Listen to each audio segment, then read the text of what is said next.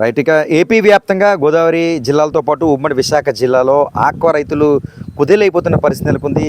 దాదాపు నెల రోజులుగా ఈ పరిస్థితి ఉండడంతో ముఖ్యంగా ఆక్వా రైతులు వాటితో పాటు హ్యాచరీస్ నిర్వాహకులు కూడా ఇబ్బందులు పడుతున్న పరిస్థితి మాత్రం నెలకొంది. దాదాపు గతంలో ఎన్నడూ లేని విధంగా ఇప్పుడు ఇలాంటి పరిస్థితి వారికి ఎందుకు వచ్చింది?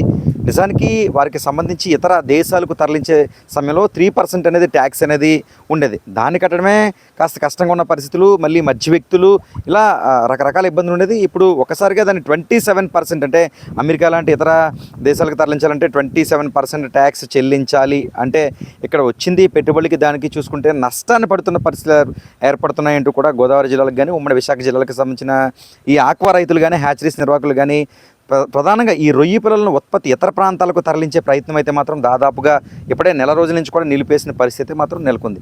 ఈ నేపథ్యంలో ఇతర ప్రాంతాలకు తరలించలేక, ఇక్కడ సరైన ధర లేక తీవ్ర ఇబ్బందులు పడుతున్న పరిస్థితి మాత్రం నెలకొంది. నిజానికి ఒక చెరువులో ఒక చిన్న గుడ్లను రొయ్యలుగా మార్చి దాన్ని 100 నుంచి 120 రోజులు పెంచి ఒక రొయ్యిగా తయారు చేసి అలాంటి రొయ్యలను ఇతర ప్రాంతాలకు తరలించి మొత్తం ఈ టోటల్ ఈ వేలో చాలా సమస్యలు, ఇబ్బందులు కూడా ఎదురవుతున్న పరిస్థితి మాత్రం ఉన్నాయంటూ కూడా హ్యాచరీస్ నిర్వాహకులు కావచ్చు, ఈ రొయ్యలకు సంబంధించిన రైతులు కావచ్చు, వారు ఆవేదన వ్యక్తం చేస్తున్న పరిస్థితి మాత్రం నెలకొంది.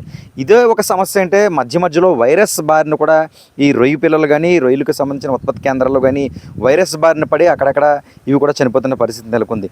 దీంతో ఈ ఆక్వాకు సంబంధించిన రైతాంగం అయితే ప్రస్తుతం ఇబ్బందులు పడుతున్న పరిస్థితి నెలకొంది. దాదాపు 15 రోజుల కిందట రొయ్యలకు కూడా వైరస్ వచ్చిందన్న ప్రచారం జరగడంతో నాన్ వెజ్ అంటే ముఖ్యంగా గతంలో చికెన్కు సంబంధించిన వైరస్ ఎక్కువగా రావడంతో బర్డ్ ఫ్లూ అనేది వ్యాప్తి చెందింది. తద్వారా చేపలకు కూడా బర్డ్ ఫ్లూ వచ్చిందని ఒక ప్రచారం జరిగింది. తర్వాత కోడిగుడ్లు కూడా తినడానికి ఇబ్బందులు అవుతున్నాయి, కోడిగుడ్లు కూడా వచ్చే అవకాశం ఉందంటూ ప్రచారం జరిగింది. ఇలాంటి తరుణంలో మరలా ఈ రొయ్యలకు కూడా వైరస్ వచ్చింది అంటే అది వైరస్ ఏ వైరస్ అంటే నిజానికి బర్డ్ ఫ్లూ అంటే ఇది కాదని నిర్ధారణ కూడా అయినట్లుగా మనకి సమాచారం అయితే మాత్రం అందుతుంది. ఇలాంటి తరుణంలో ఈ రొయ్యల ఉత్పత్తికి సంబంధించి కేవలం ఈ ట్యాక్స్ సమస్య అనేది పెద్ద తలనొప్పిగా ఆక్వా రైతులకు మారిందని చెప్పుకోవచ్చు. నిజానికి ఒక చెరువులో ఎకరాకు సంబంధించి రైతులు ఈ ఫ్రాన్స్ అనేవి గుడ్లను తీసుకొచ్చి వాటిని పిల్లలుగా, అతి చిన్న పిల్లలుగా ఉంటారు. దాదాపు 100 నుంచి 120 రోజులు అయితే మాత్రం వీటిని పెంపకం పెంచుతూ ఉంటారు. ఇలాంటి తరుణంలో వచ్చే సమస్యలు కావచ్చు, పెట్టుబడులు కావచ్చు, వీటినన్నింటినీ మించి మధ్య వ్యక్తిత్వం అనేది చాలా ఎక్కువగా సమస్యగా మారుతుంది. ఈ రైతులు నేరుగా ఇతర దేశాలకు పంపించే అవకాశం ఉండదు. వీటిని మధ్య వ్యక్తులు కొనుగోలు చేస్తారు, అక్కడి నుంచి ఇతర ప్రాంతాలకు తరలిస్తూ ఉంటారు.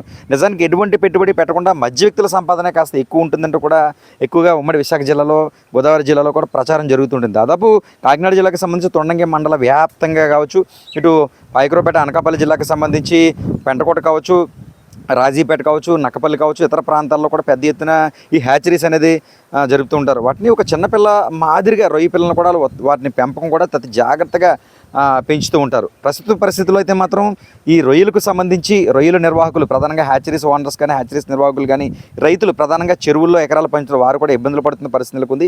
ఇతర దేశాలకు వెళ్ళని పరిస్థితి నెలకొంది. 3% కట్టలేని పరిస్థితిలో ఉంటే 27% ఎలా కట్టగలం మహాప్రభు అంటూ లవోదివ్వమంటున్నారు. అయితే ప్రస్తుత పరిస్థితుల్లో గత్యంతరం లేక ఈ ప్రాంతానికి ఈ ప్రాంతంలో అమ్మకాలు జరిపే పరిస్థితి మాత్రం కనిపిస్తుంది.